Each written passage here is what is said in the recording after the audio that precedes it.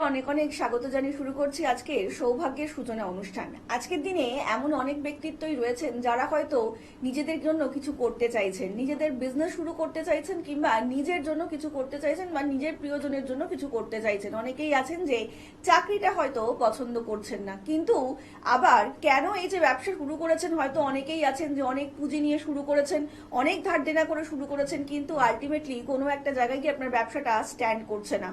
কেন করছে না কখনো ভেবেছেন? এখন কিন্তু ভাবার সময় হয়ে গিয়েছে যে আপনি এত কষ্ট করে একটা বিজনেস আপনি দাঁড় করিয়েছেন, কিন্তু সেই বিজনেস আপনি লাভবান হতে পারছেন না। কেন হতে পারছেন না, কি কারণে হতে পারছেন না, এই কথাগুলো যিনি খুব সুন্দরভাবে আমাদেরকে বুঝিয়ে দিতে পারেন, এবং যিনি প্রত্যেকটা মুহূর্তে যখনই লাইভ অনুষ্ঠানে আসছেন তখন কিন্তু এটাই বোঝানোর চেষ্টা করছেন যে আমরা আমাদের জীবনকে একটু কিভাবে সুন্দর করে উন্নতি করতে পারবো। তিনিই হচ্ছেন মাতৃসাধক তন্ত্রজ্যোতিষ বিমল মুখার্জি। দাদা, অনেক স্বাগত আপনাকে আজকের এই অনুষ্ঠানে। ওম ত্র্যম্বকং যজামহে সুগন্ধিম পুষ্টিবর্ধনম উর্বারকমিব বন্দনা মৃত্যুর্মুক্ষীয়মামৃতা। নমস্কার দর্শক বন্ধুরা।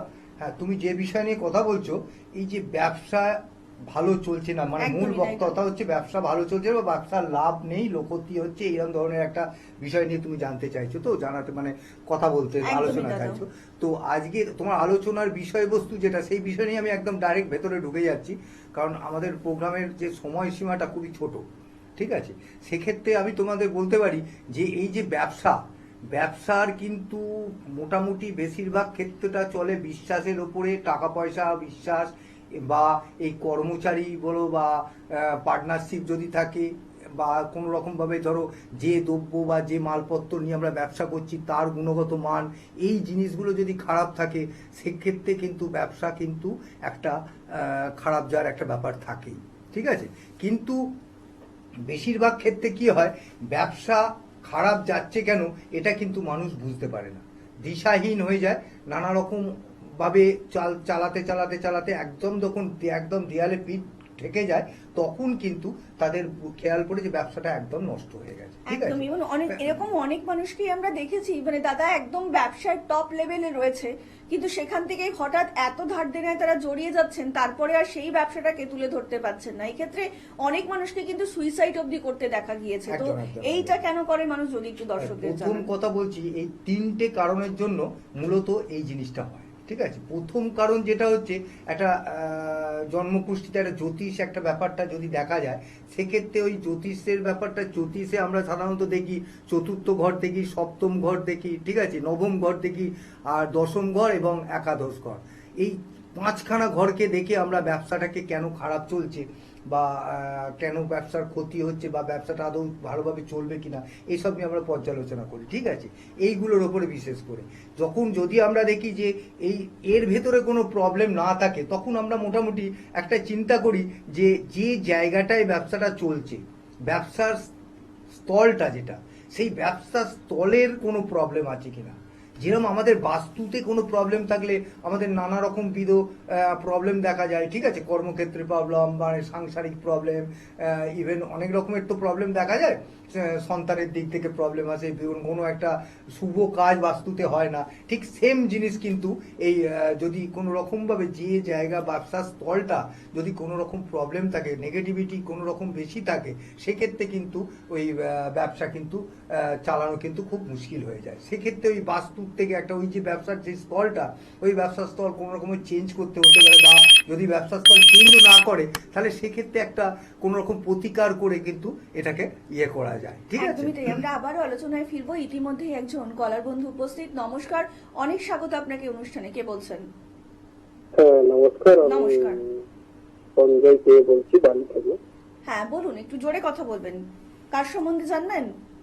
আমার সম্বন্ধে জানি। আচ্ছা, আপনার জন্ম তারিখটা একটু বলবেন। 15/3/1997। 15/3/1997। জন্ম সময়? বিকেল 3:30। বিকেল 3:30। জন্মস্থান? হ্যাঁ বলুন, এবার কি প্রশ্ন রয়েছে আপনার কাছে? কেরিয়ার সম্বন্ধে। আচ্ছা, দাদার অনুষ্ঠান দেখেন?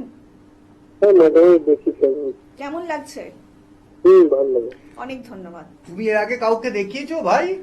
কোনো জ্যোতিষীর সঙ্গে কোনো কন্ট্যাক্ট করেছিলে কি, দেখিয়েছিলে? রাশি লগ্ন জানো তো? রাশি লগ্ন তেমন জানি না আমি। আচ্ছা, রাশি হচ্ছে বৃষ, লগ্ন হচ্ছে মকর, ঠিক আছে। আচ্ছা আচ্ছা। আর মেন যে যে ব্যাপারটা যেটা দেখা যাচ্ছে, তোমার একদম মানে লগ্ন থেকে তৃতীয় ঘরে কেতু, রবি, বুধ এবং শনি একই ঘরে বসে আছে, মিনের ঘরে, ঠিক আছে। হুম বুঝতে পেরেছো তোমাকে আমি কি বললাম?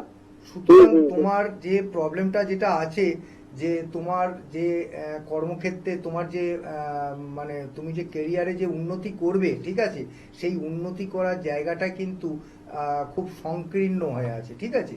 তুমি হুম। একটা ভালো কোনো অভিজ্ঞ জ্যোতিষীর সঙ্গে অবশ্যই তুমি একটু কথা বলে নাও বা এই বিষয়ে আলোচনা করে নাও, ঠিক আছে।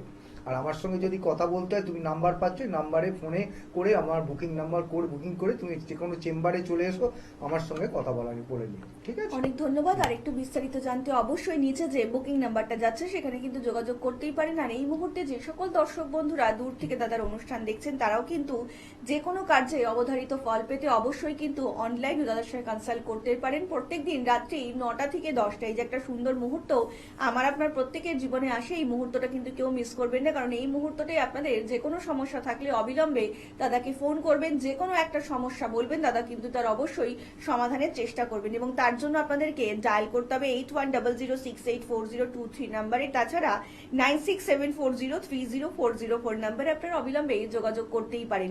সমস্যা আপনার, সেই সমস্যা থেকে তিনি সত্যি সত্যি সমাধান করতে পারেন, তিনিই হচ্ছেন বিমল মুখার্জি।